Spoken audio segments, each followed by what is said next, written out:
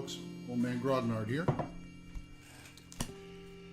In the evening time, as I want to do sometimes. Well, I guess my call got heated. And I got a couple of emails. We'll get to those in a minute. Well, looks like I got,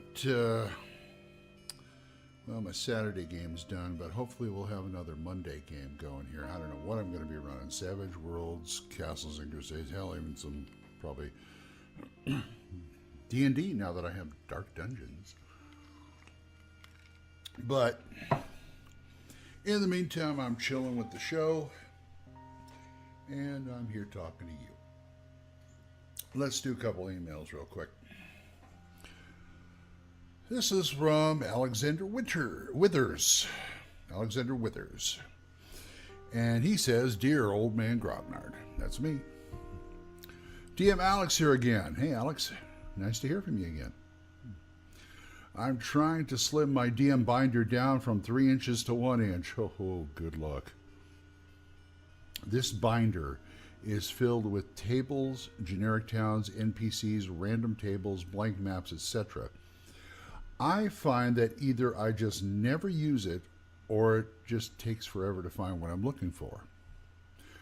Would love to know some good places to help start over and build a useful resource binder for those unforeseen circumstances at the gaming table. There are a tremendous amount of resources available online, but I want to know what actually works from someone with experience in on-the-fly gaming. What are the resources that you always find yourself going to? Thanks, DM Alex. Thanks for the email, Alex. Well, I pretty much said my go-to for making adventures is Ultimate Toolbox and especially Tome of Adventure designed by Frog God Games. But I also have GM books. I mean, you got it easy, fella. I've got 2 because I've found so much useful stuff, and I got to slim mine down too. I did a while ago, but it needs to be done again. I'd like to get it back to 1 book. The trouble is I tend to be a GM pack rat. Oh, that looks good. I'll use that. Oh, that looks good. I could probably use that. Oh, yeah. I just started copying stuff out of a book, out of a PDF, off an internet site, whatever. Now, you didn't mention if you had any specific system in mind. So, I will give you kind of a, I don't know, I'll try and steer you right. First thing you want is NPCs. Get yourself some good NPCs. If you're using, say, basic D&D, I like to start with the Shady Dragon Inn because they have some really nice pre-gen basic D&D NPCs that you can grab, and you can even reskin them if you want. You can reskin any NPC, actually. Also, I went through, and if you can get these on PDF, it'd be great. If you don't have them, I went through all the B series of basic D&D and pulled out all the pre-gen characters because at least like half of them have pre-generated characters in there. I just grab them and I match them up and see how, I kind of balance them out a bit and I put them on a spreadsheet and printed it out. So I have that in the book.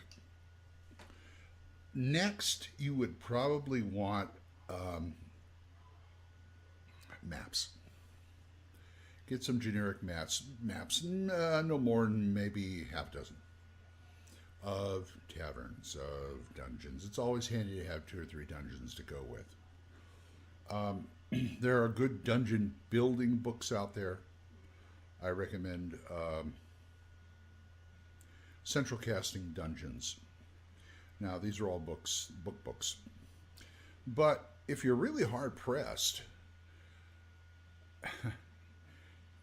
go to your 1E DMG and look for the dungeon building section. It's one of the appendixes where you can roll up a dungeon.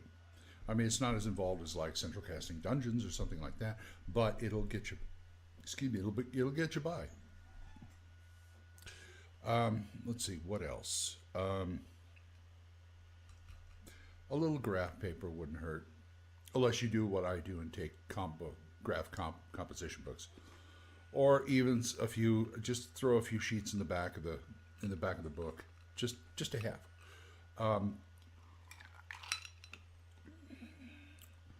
Also, names. If you're bad on names, find something on the web where they have a lot of names. There's a book out there called the Everyone Everywhere book. I don't remember where I got it. There's also a Judges Guild module source, if you can find it, of names. And if nothing else, go to baby name sites or get a baby name book. Those are great. If you're not worried about, getting, and also, on your phone, also you can get apps for your phone or your tablet too, and even your computer to generate names. But I would get you a good solid few pages of names and use those depending on what you want to do. Now, I basically said the D&D stuff. Now, Savage Worlds, whole other kettle of fish. I don't really have a book for that, but I do have pre-generated stats, because they basically do the PCs, and the main NPCs are the stars, the aces, and then everybody else is extras. It's easy to have a book full of extras for Savage Worlds. You can even do your own bestiary of the typical orc, the typical mountain lion, the typical skunk, whatever. But so I run pulp, so I got the typical Nazi soldier, the typical tuggy cultist, things like that. Or if I need somebody like and you can look if you look in the front of the Savage Worlds Deluxe book, you will find what they call archetypes. I usually hand those out to players. Say, if you can't figure out what you want to do, take one of these and tweak it. I'll give you a few points. Let them tweak it and they go. You can also use that for NPCs.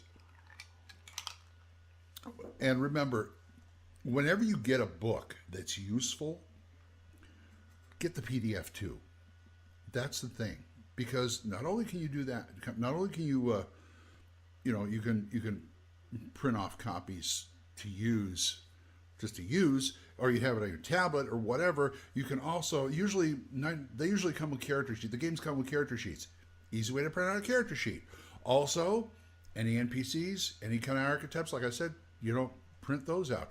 There is one book that I have stolen from intensively, and that is this is going to sound funny coming from me, the Pathfinder Game Mastery Guide. That's got to be one of the best GM books I've ever seen. They've got tables for everything.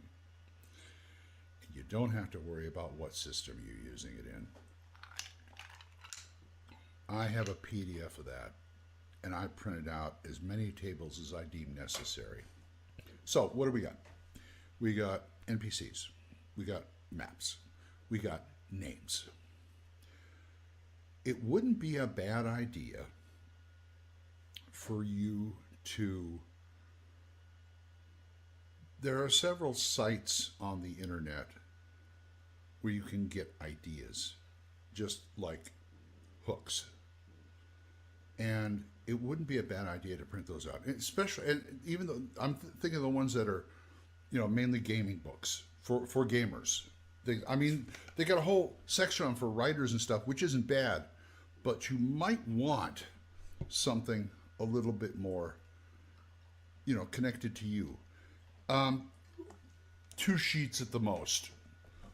A sheet of encounters. And one thing that is really handy, encounter tables. I played a lot of D&D from basic all the way up to C2E. I find the 1E DMG encounter tables invaluable. The Rule Cyclopedia encounter tables are pretty good too. Although I would recommend finding the Creature Catalog, the re-release of the Creature Catalog. I think it's DMR2. Because in the back they have encounter tables that incorporate that book and the Rule Cyclopedia monsters. If you want to really go whole hog, in the back of the 1E DMG, you have the tables for all the monsters in the monster manual, and a one-line stat. Boom. And that should get you by. I think that would be, if you do it right, you can get it like one inch. I printed out the 1E DMG encounter tables and the basic tables, but like I said, I'm a pack rat. You probably just need one. And ready to go. You might want to even think about printing out stats for generic monsters you use all the time, like orcs and goblins and gnolls, whatever, something like that. I hope that helped you, Alex. And let's go on to another one here. Here we go. And this is from Pino again. Hiya, Pino. He says, warm greetings from Australia. Hey, Greg. Well, it's Glenn, but I'll take it. Here's an update on my two-handed sword dilemma from last week.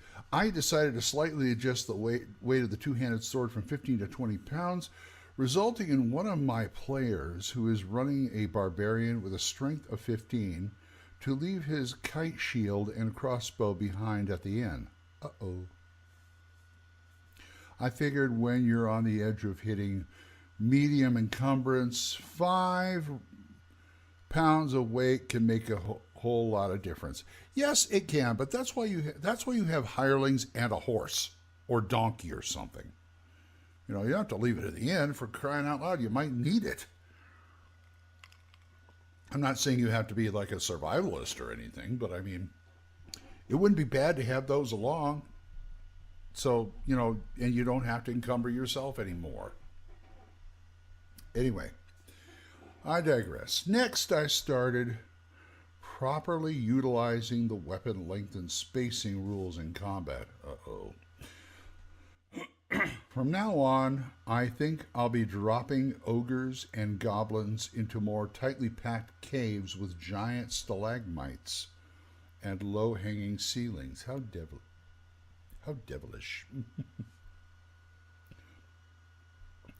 After rereading the combat chapter in the DMG, I learned there are many scenarios where you can't properly swing a two-handed sword, like battling on horseback or fighting underwater. All in all, I hope to see a decrease in compliments from my players. All the more reason to have like a hireling or a horse or something to put your extra weapons on. Oh boy, I can't swing my weapon. I better go back and get the crossbow. Or something a little more reasonable. Next question. Oh, I knew there'd be a question in there somewhere. How do you feel about thieves being able to fight with any weapon they want? I've never seen I've seen New Age retro clones like Labyrinth Lord and FRP and Basic Fantasy adopting this in the rules, and I don't know how I feel about my players being able to backstab with a great axe. Well, I know how I feel about it. I wouldn't let them. I think thieves can use any weapon they want. That doesn't mean they're going to get their bonuses when they use it. I think backstabbing and things like that, if you want to be subtle, that only applies to a certain group of weapons. I would tell them flat out, look, unless you're fighting a giant or bigger, it ain't going to happen. I know one, my friend Corey's always joking about backstabbing giants with a ballista, but I would say that no, Things like daggers, dirks, and short swords there for backstabbing.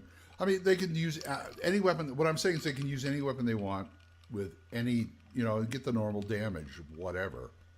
But I would not let them backstab with it. I mean, and if they're going to be carrying a great axe when trying to backstab, that's a foolish proposition. All in all, you just tell them what the limitations are and leave it up to the player. If they want to carry a great axe into a battle and not drop it to backstab somebody, go ahead, let them. It's their skin. And he's got another question. And what's a good way to make half-orcs more unique? All they really get is 60 feet of dark vision and a +1 on their strength and con. I've seen some retro clones giving half-orcs heightened senses, allowing them to sniff out their enemies on a roll of 1 to 4 on a d6. That's a good idea. I like that. Making half-orcs unique. See, I always think that half-orcs, unless they're player characters, if they're NPC half-orcs, I think they should be unique. I always want to run them as like something happening, once again the word fell creeps up. Creatures attacking the town, goblins, things like that. I like to make those guys like the brains behind it. And I would give them things like heightened smell. Also, you might want to play around with giving them things like maybe rudimentary claws. Maybe their fingernails are actually claws or something, and give them a claw or something like that. They do have the strength advantage. They're not like half ogres or anything, but they can mess up probably a regular strength fighter, which is a good thing. Yeah, and I can understand the Constitution thing too, but maybe they have a point or two of natural AC. Those are big, tough guys there. Without making it outrageous. So I'd say heightened senses, maybe a point or two of AC. That's how I would go. That would give them enough of a differentiation to people. Also, they got the minuses for the charisma and reactions and all that kind of stuff too. But he says, hope to hear from you, Master of Dungeons Pino. Thank you, Pino, and both of you, thank you. Okay. Emails out of the way. I've got a dry erase board over there on the wall. I can't show it to you because if I turn around the computer, it'd be in the dark. But I use that for ideas. If I get an idea, I try and jot it down up there because I've tried to, take a notebook with you, all this other stuff. It's like the trouble with taking notebooks is I got to remember to take a pen. And I barely can hold on to my phone. But Glenn, use the memo part of the phone. No, I don't want to sit there and go, well, I'm getting an idea and I'm doing something else. So what I do is I throw up the idea. I only have 2 ideas up there so far. And what they say are zombies make bread and goblin miners. Now, I don't think that they're associated in any way, although I could make it. But the zombies delivering bread. Okay, here's the thing, Alex. Here's the thing of ideas from the book. I had one of my GM books, prep books, has a list of just one-word descriptions, story hooks, things like that. And a lot of them were repetitive. But one of them said, zombies delivering bread to the king. Deliver bread to the king. And I got such a kick out of that. I've been trying to work that into a story ever since. So far, this is what I got. There are these 2 brothers. One's a necromancer. One's a baker. The necromancer is not wanted in town, and the populace has let him know that. So he's outside of town in some graveyard or something working on stuff. Well, his brother, the baker, he's still his brother. So the necromancer brother tries to help out the baker brother by animating zombies to make his deliveries for him. And somehow this is a nefarious plot by the necromancer brother to take over the town or whatever, because at one point they're going to be delivering to like the castle and stuff, to the king and all that kind of stuff. But just having zombies delivering bread, there's more. That's about all I got for that so far. I'm sure there's more you could do with that, so I'm throwing it out in the wild. See what you guys come up with. Also, the Goblin Miners I got out of the one of the basic fantasy books, where they're basically saying goblins have found an old, what the dwarves thought was a played-out mine they abandoned, and they found out, oh, there's more gold and silver in here, or whatever. So they're mining it to make a few bucks in town. And you're supposed to go rout them. That was it. But I thought, this needs to be plussed.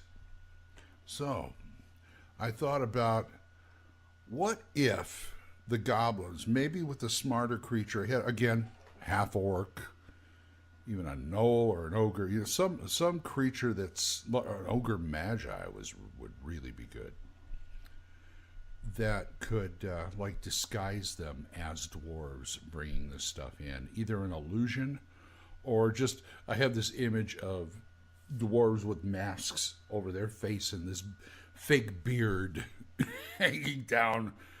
We want to, how much, like this. And I just had this wonderful image of goblins trying to pass themselves off as dwarves, going to the assayer's office in the town and dealing with it. That's as far as I got on that one. So there you go. I'm going to still try and develop stuff like that. And I'm turning that out in the wild. Tell me what you guys do. oldmangrognard@gmail.com.